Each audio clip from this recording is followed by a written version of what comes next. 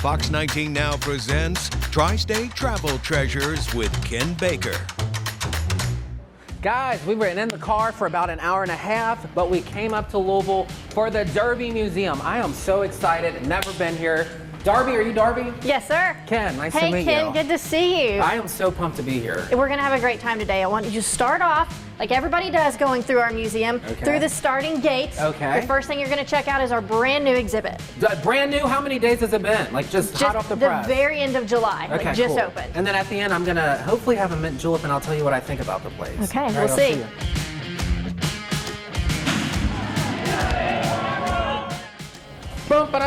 Okay, no, I don't know if I'm allowed to be this crazy here, guys, but Churchill Downs she just said I can. They said I can be this crazy. It is gorgeous here, this museum. You have to come here. I know it's not a tri-state travel, but it is a regional travel. And it's a great treasure, right, Jessica? It is absolutely a great treasure. We love it here, and we love to celebrate Derby every day In here. your mind, why is this the best museum on planet Earth? Well, to me, it has a little bit of everything. So if you love history, we've got history. If you love sports, we've got sports. And if you love fashion, we've got fashion. It all comes together. I think I would look good in this. Isn't this amazing? Yes. So, did you ever watch Project Runway? No, I didn't. I feel bad. No. Well, this is a former Project Runway designer from Louisville named Gunnar Dethridge who designed this. Steve Wilson wore this to the 2024 Kentucky Derby, which was the 150th, and it has all these amazing embroidered details on it. Super Just cool. So beautiful. So a star would wear that. A Kentucky boy like me, I wouldn't wear that, right? Well, you could. I could. You could wear whatever you want on Derby Day. Speaking of that, wow, this is a great outfit. Yeah, this is impressive. So this was worn in the 2000s by a pair of two friends who switched off on different derbies. Yeah. They call it Hot to Trot because it's got little peppers on it and horses. For sure. Very cute. But yeah, this sort of represents that wacky fashion tradition that you can see at the Kentucky Derby. And then everyone talks about the hats. Do the guys wear hats too, or the girl? Or how does it work? Absolutely, yeah. Dapper handicappers are absolutely a thing.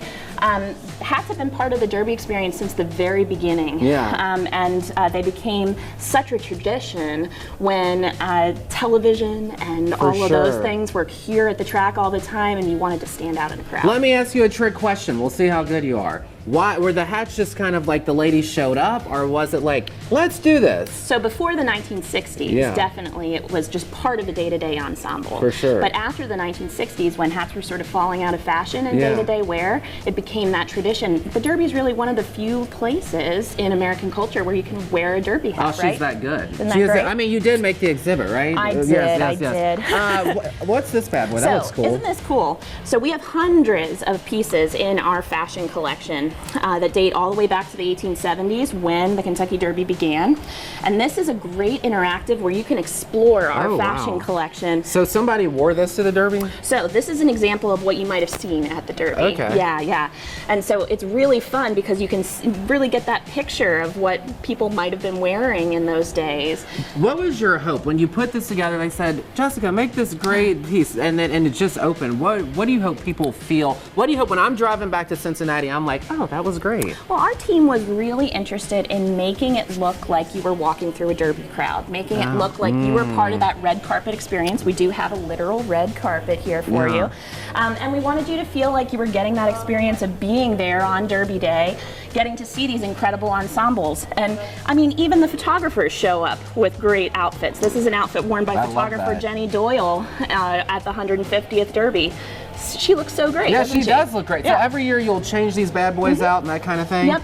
Yeah, so we want to be able to rotate, we want to be able to bring in loans, but also show off that huge permanent collection that we have. I'll probably ask this all day through this episode, but why should people, I worked in Louisville, and the Derby's this whole thing. It's almost like Red's opening day. Why should people feel that? Because I think sometimes Cincinnatians, they're like, that's crazy. Why are they going crazy over horses, Yeah, I understand, but it's such an exciting, electric time. It's a time that lights up our whole region, and it's something, this is the longest continually running sporting event in the United States, which is incredible. So for more than 150 years, this has been part of American culture. You gotta come see something like that, right? I love it. I'm glad we're just getting started. I think I'm meeting Darby somewhere else, right? Yeah, so you're gonna go to the winner's circle and see Darby. You're the best.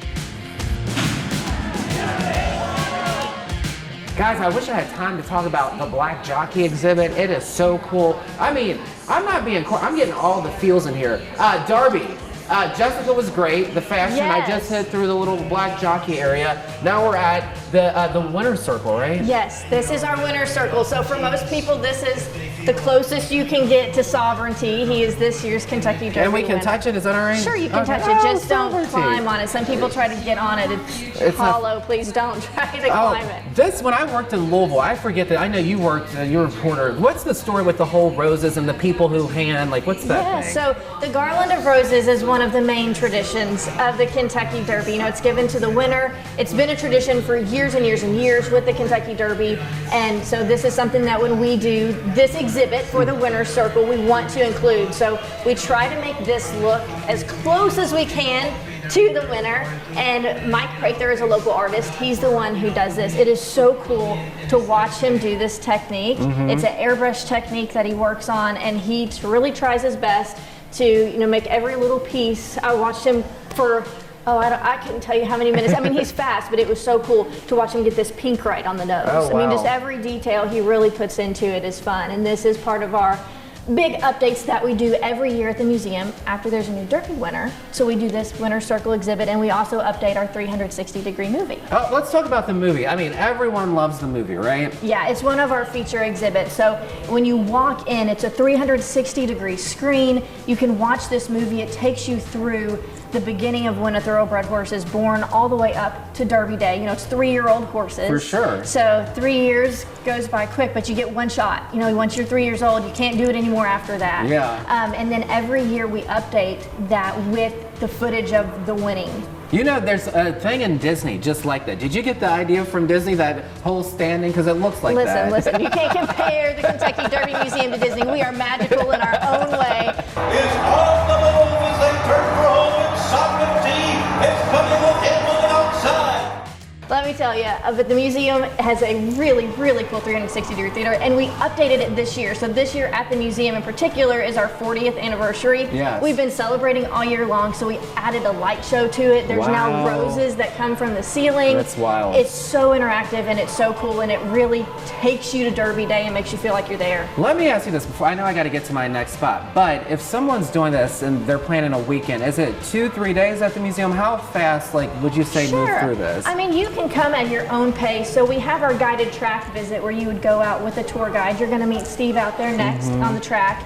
But you can take your own time walking through the museum. I recommend really at least 2 hours when you want to be here. It takes about 30 minutes for your track tour, and then you're also going to want to spend time in the museum. There's 2 floors. Oh, wow. So you want to make sure that you spend enough time on the first floor to get up to the second floor, and you're not rushed looking through all the exhibits, because you can get lost reading everything. It's just so impactful when you look at it. There's just so much history, and it's really fun too. I love it. All right, I got to go with Steve, right? Yes, Steve's at the track. This way? Yes, sir.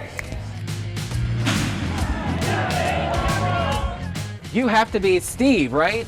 Yes. Darby sent me this way. Oh, great. Yes, Pleased to we were meet in you. the winner's circle inside the museum. Now we're out here where it goes. Oh, wow, they got some We horses, have horses right? on the track. They're working out this morning. Okay. This is the time of day that the horses come out on the track. They work out between about 5:30 in the morning and 10 o'clock in the morning. Oh, I love it. They're so So you can pretty. come out. We actually have tours that come out here at 7:15. You can take a tour and watch the horses work out. These are like world famous horses, right? Well, I don't know if they're world famous, but these horses, many of these horses here will be 2 years old. They could be training for the Derby next year. But we'll have Derby horses here that train between the ages of 2, 4, 5, 6, 7 years old. Okay, let's talk about, I want to get to people of Cincinnati. Really, I want so many tours happening that you're like, they got to double me. Okay, so the Derby Museum, you offer these tours. How many different tours do you guys offer? We got a bunch of different tours. The general admission tour, you get to go through the museum, get to see the movie, which is terrific, 20 minutes long, elevated screen, 360 degrees. Gorgeous. We take you up, tell you the history of Churchill Downs and the Derby, and you get to come right here railside. I love it. Now then we have barn and backside tours, where you actually get to go on the backside where the horses are stabled, go through the horse barn, see the horses back there,